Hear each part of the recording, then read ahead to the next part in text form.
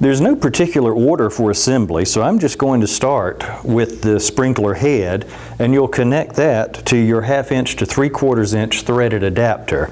Now I've already put the Teflon tape on here to save a little bit of time, and so this will just thread into the base of the sprinkler head.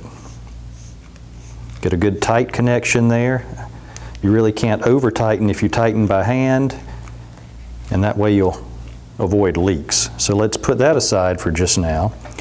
This will make your connection to the garden hose. And again, you can do this with one garden hose. You can use a T-fitting and make it in a series of garden hoses, or alternately you can just use a PVC T and connect all of this with rigid PVC. But we're just going to start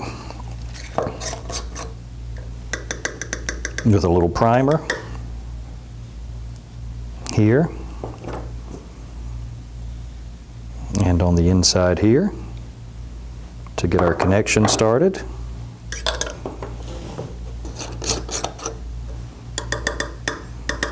And a little bit of the PVC cement. I like to cover both surfaces.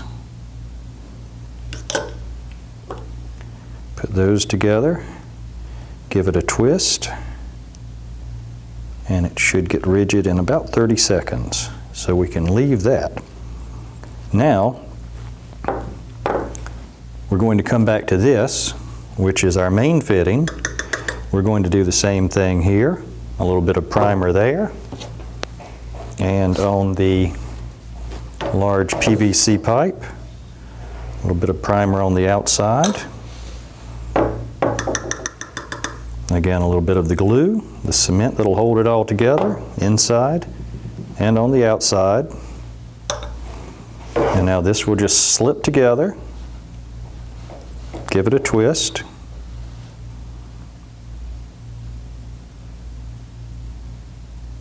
And let it hold. And since this is getting a little bit of pushback because the top is sealed, I'm just going to hold it for just a second while it sets. But this will be a firm, tight connection once it's done. And that feels like that's set. And the final part of this is just to go to the other end again, and one more time, prime this slip connection, prime the outside of your PVC pipe, get your glue, a little here, a little there.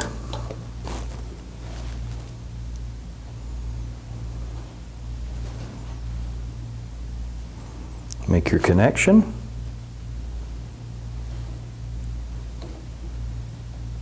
And since all of this is adjustable, it's not exactly critical where your connection is, but you may want to turn this out just slightly so that you have room for your hose. Again, this is a 5-foot section of pipe, about an 8-foot sprinkler, and the sprinkler head pops up when the water is turned on, so you'll have another 4 inches or so. The length is not critical because this will be mounted to a post in the garden, so it can be raised or lowered toward the ground or upward, depending on how high or how low you want it. And for your needs, you can cut the pipe shorter or longer. Now in the sections that are coming, I will show you connecting this to the water supply.